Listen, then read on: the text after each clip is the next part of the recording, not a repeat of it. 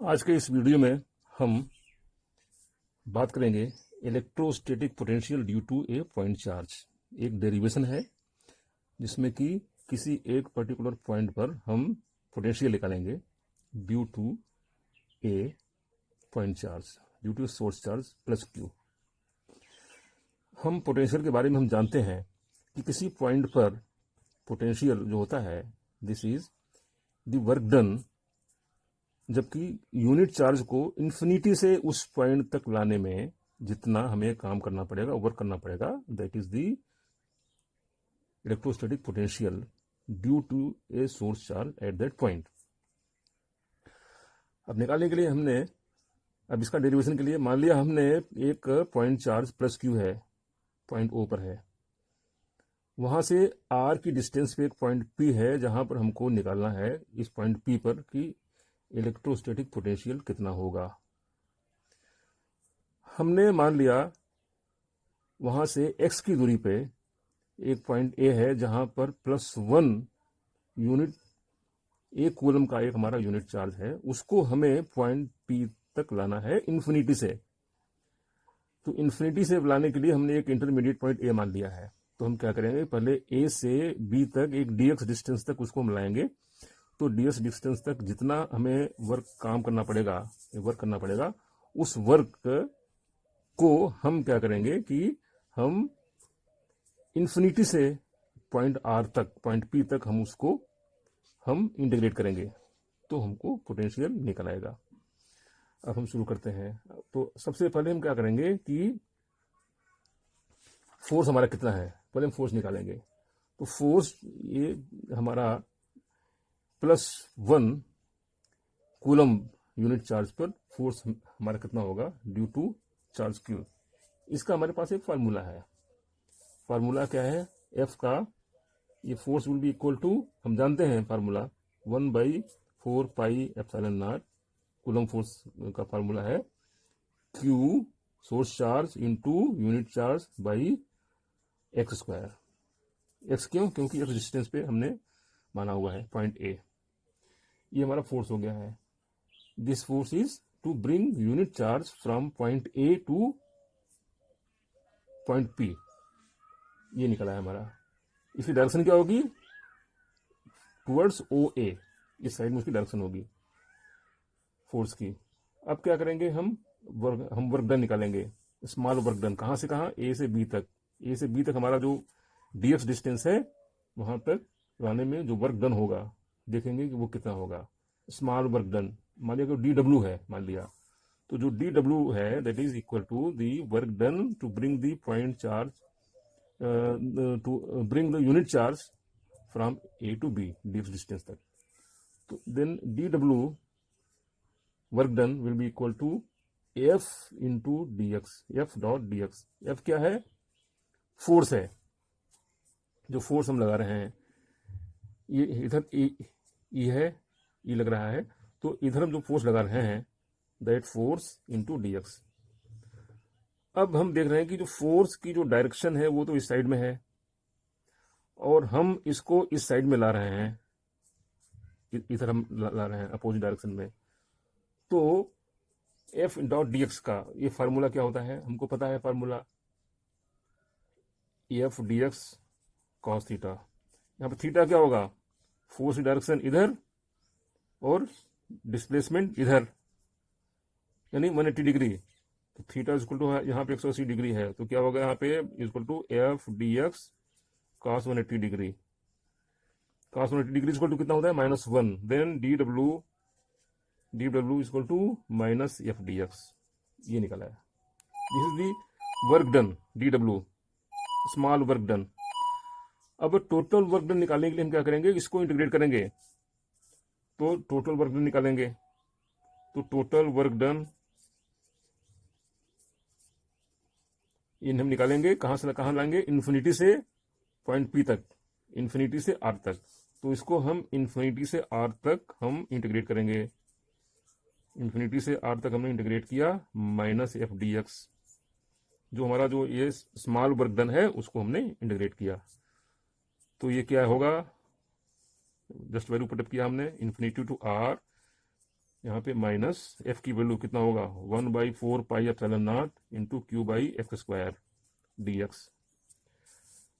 अब इसमें इसको हमने बाहर ले लिया, जितने जो जो कांस्टेंट है इसको बाहर ले लिया, तो कितना होगा यहाँ पे इन्फिनिटी टू आर, ये हमने ये बाहर ले लिया हमने, -1/4 पाई एप्सिलॉन नॉट, यहाँ पर क्यू आ गई, हमने इस सारा बाहर ले लिया। तो यहाँ पे कितना बचा, x⁻² dx बचा, -2 x⁻², क्योंकि यहाँ पे 1/x² बचेगा, तो ये इतना बचा होगा। अब इसकी वैल्यू कितनी हो गई, -q/4 पाई एप्सिलॉन नॉट, ये हो गया।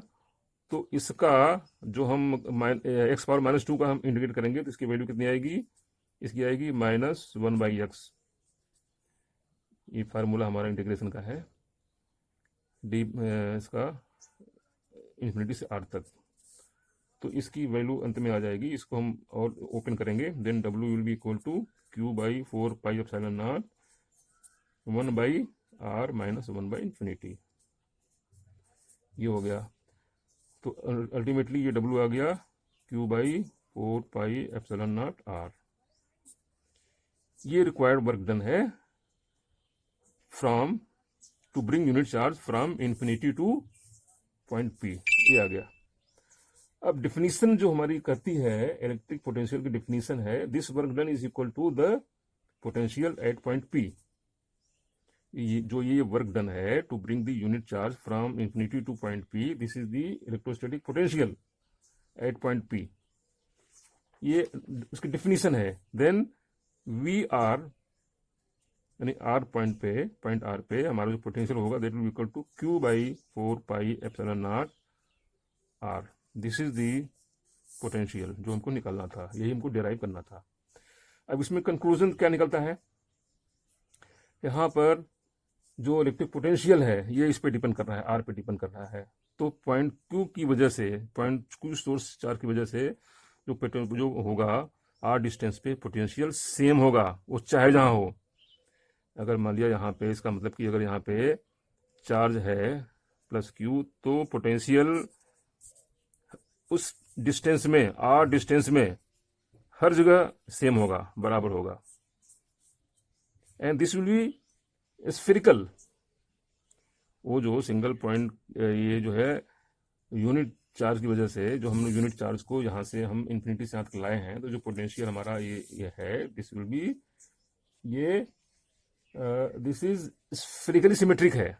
हमने तो यहाँ बनाया 2 डायमेंशन में, स्फेरिकली सिमेट्रिक है वो। अच्छा, अब इसमें हम देखते हैं कि इसका एक ग्राफ खींचते हैं E और V का। ई मीन्स इलेक्ट्रिक फील्ड और पोटेंशियल का, देखते हैं दोनों में क्या संबंध है। अब इसमें हम जानते हैं कि ग्राफ के लिए हम पहले इसमें देखें इसका क्या रिलेशन है। E के बारे में हम जानते हैं, what is E is equal to q/4 pi epsilon naught r²। किसी सोर्स चार्ज Q की वजह से जो इलेक्ट्रिक फील्ड बनती है r डिस्टेंस पे, वो तो हो गया E, इलेक्ट्रिक फील्ड है, यानी E is proportional to 1/r²। उसी तरह से V के बारे में भी हमने देखा, V क्या होता है q/4 pi epsilon not into r। अब हम देखते हैं, अगर R की वैल्यू मान लिया अगर 1 है, तो ये दोनों इक्वल हो जाएंगे, मतलब at R is equal to less than 1, तो ये नेगेटिव हो जाएगा, ये कम हो जाएगा, तो क्या होगा V is less than E, क्योंकि नेगेटिव हो गया V, सीधी बात है। ये तो पॉजिटिव रहेगा क्योंकि स्क्वायर है। और at R is equal to 1, दोनों बराबर हो जाएंगे, V is equal to E। और at R is more than 1, क्या होगा V is more than E। इसको हम ग्राफ में इस तरह से प्लॉट कर सकते हैं, इसको मान लिया यहाँ पे डिस्टेंस R है, और ये हो गया आपका V R E, दोनों हो गया मान लिया। तो जैसे कि इसमें है कि R इज इक्वल टू, ये R है, अगर R डिस्टेंस 1 है मान लिया, तो इसको हम अगर प्लॉट करते हैं तो ये 1 है मान लिया, ये 2 है, ये 3 है, ये 4 है, ये 5 है, अगर तो R1 पे क्या होगा V is less than E, मान लिया ये V है, तो V को हम प्लॉट करते हैं यहाँ पे, इस तरह से जाता है, यहाँ से ये जाता है, ये यहाँ पे ये ऐसे जाता है, ये दिस इज वी।